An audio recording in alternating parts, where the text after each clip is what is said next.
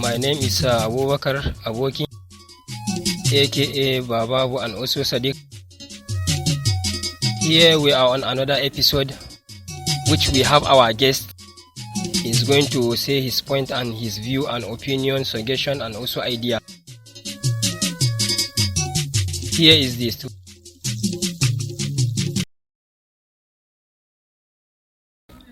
Our guest, what do you have for us today in our studio? First of all, I want to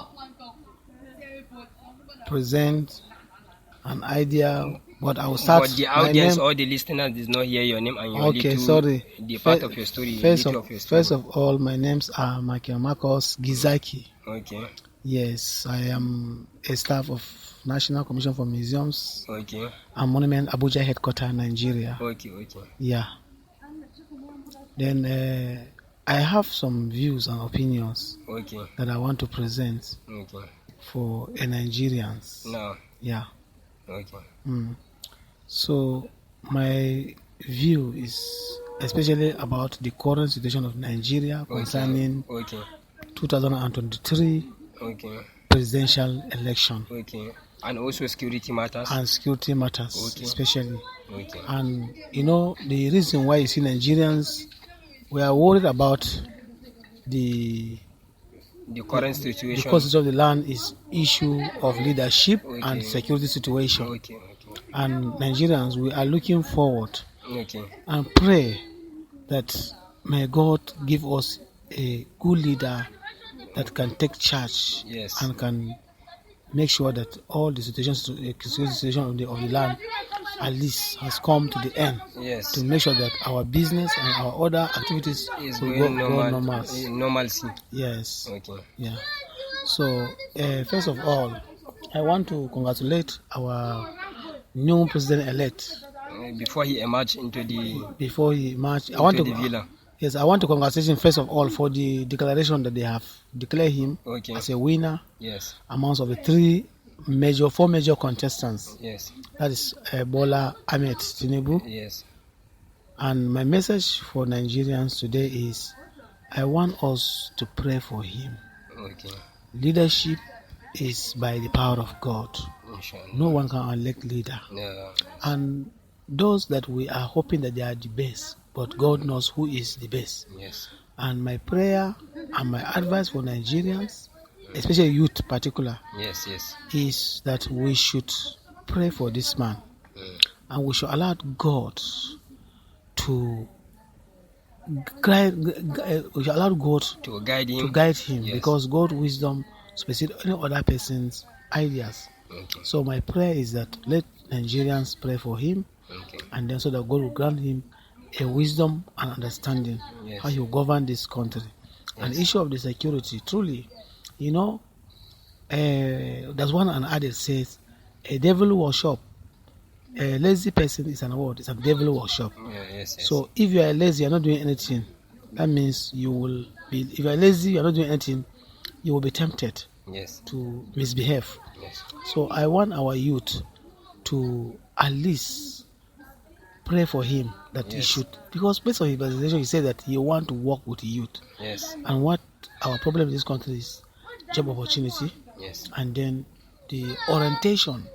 Normally, is we have leave our foundation. That's religious foundation, both Islamic and Christianity. It's a religions of both religions are religions of peace. And religions that they can guide you to be a good person, a good citizen. Because all they are preaching for peace. Peaceful coexistence. And then why we are worried about this country, especially the northern part of Nigeria, it's a situation of insecurity, especially the most peaceful area that we know in this country is Katsina, Zamfara, Sokoto, Kebbi, and other places. Which since exception of this country, there is no place like as one place is peaceful like all those areas that I mentioned. But today, because of we don't know whether it's because of the political interest that's causing this, or is it just? But there are other gossips in even this southeast, that all these Biafra people and Igbo people, they are this thing. No, they are agitators. The agitators of IPOP. And even Yoruba, there's Sunday Igbo who they are disturbing them in those areas. Sunday Igbo issue is a minor issue compared to IPOP, because IPOP is, they are normally, if you are asking of independence, they should go back to the history of Nigerian independence. Yeah. They should ask the Sardanas, the Sabukata Balewa, the Awolowo, and the Zik. What was the steps they took concerning Nigerian get her independence? Independence does not come that way. Yes. Independence is what? It's a social dialogue. You have to dialogue with the government of the land that I need my freedom. There must be a proposal, and then there must be a deliberation in the House of Assembly. Yes. But if you come out, some people will just come and create scene in the axis like that we want our freedom. Yes. Freedom cannot come by violence, but freedom can come by peaceful coexistence and social dialogue. To make sure that everything got the right place. So my advice for the IPOP is, that's not how independence is supposed to be achieved. Independence have to go with your proposals. Okay, now we are going for a short break. When we come back, we are going to continue. So let us take a little break. Thank you very much.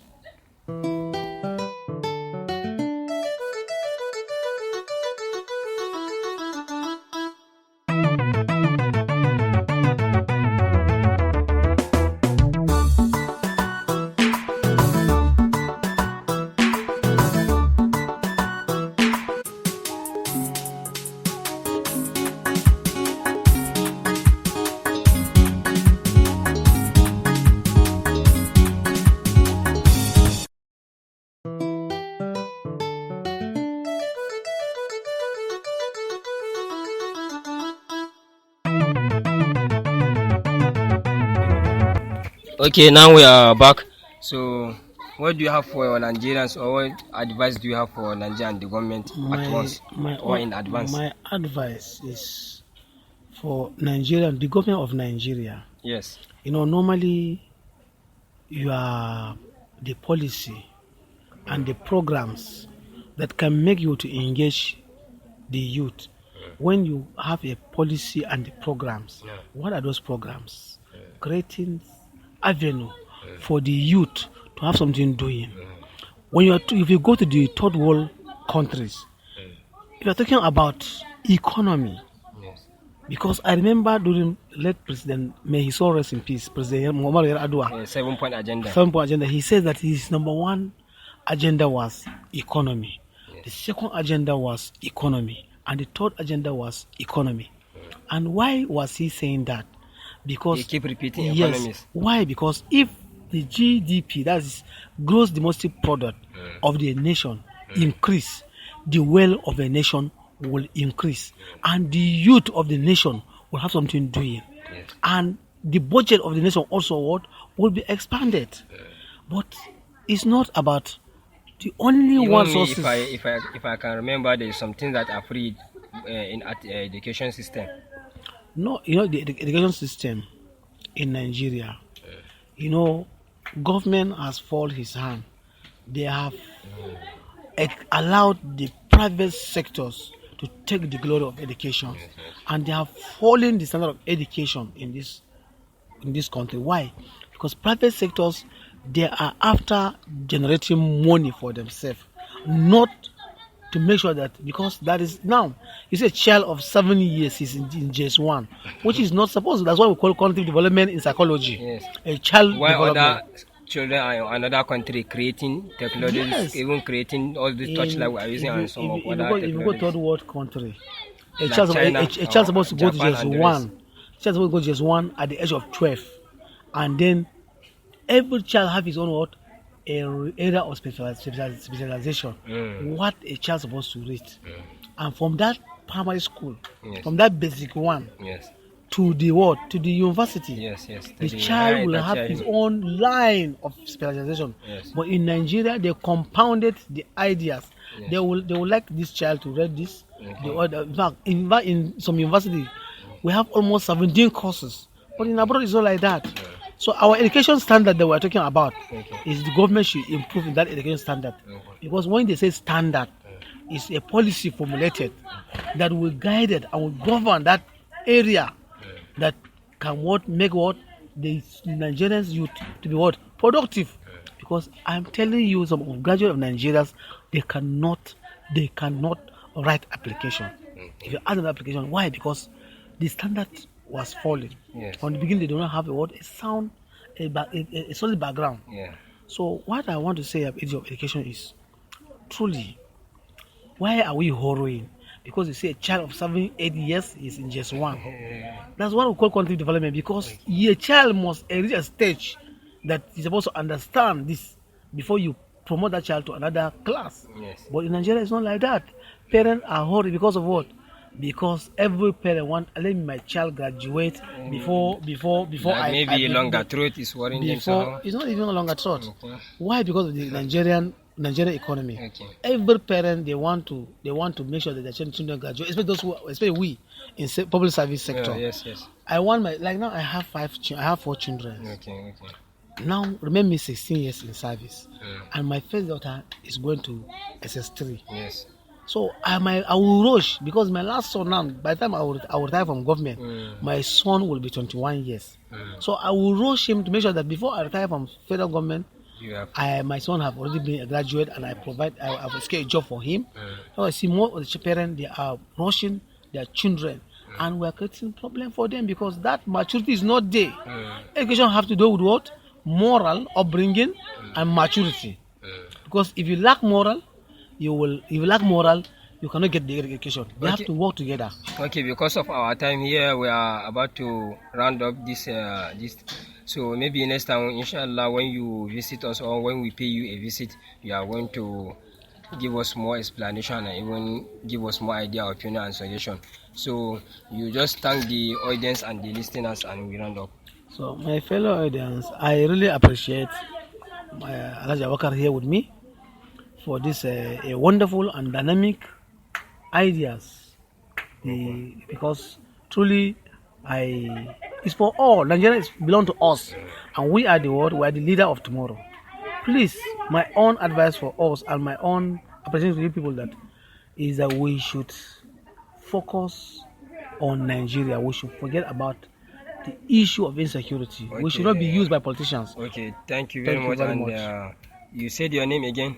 My name is Michael Marcos Gizaki. I'm from Bauchi State, Nigeria. Okay. Yes. Okay, this is our discussion with Michael Marcus. So you have to enjoy this and even follow us on our episode and continue following us on our YouTube channel, Abubakar Aboki Media, and the rest of our channels. Thank you. Here I leave you. My name is Abubakar Aboki. Have a nice day. Have a nice time. Fi amanillah.